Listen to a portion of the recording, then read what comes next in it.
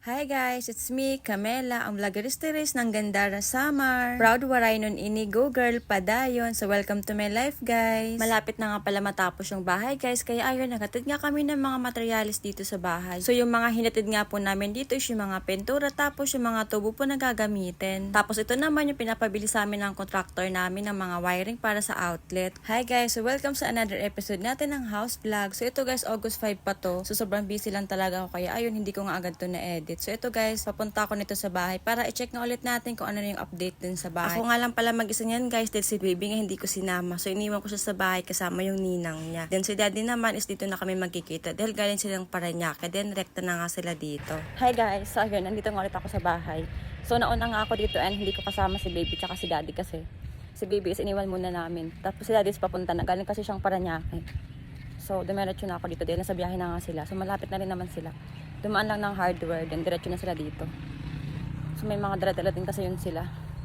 Yung stove, tapos basta yung mga kailangan ilagay dito. Dito sila kuya.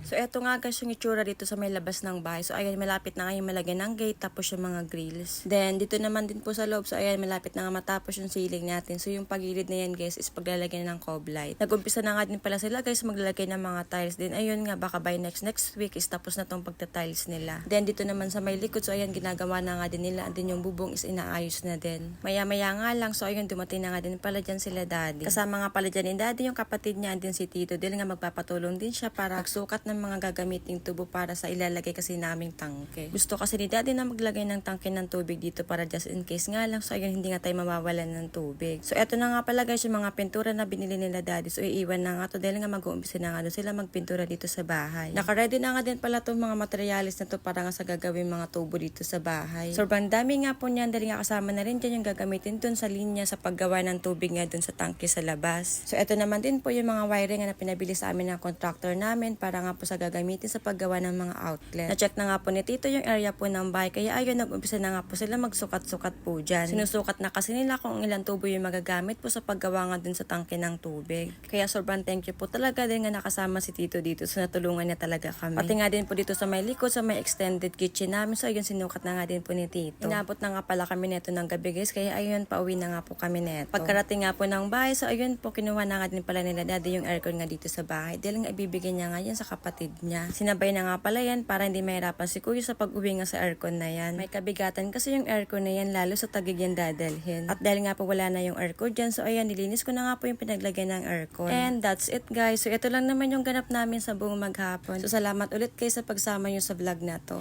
Thank you for watching guys. See you ulit sa next vlog. Bye! Mwah!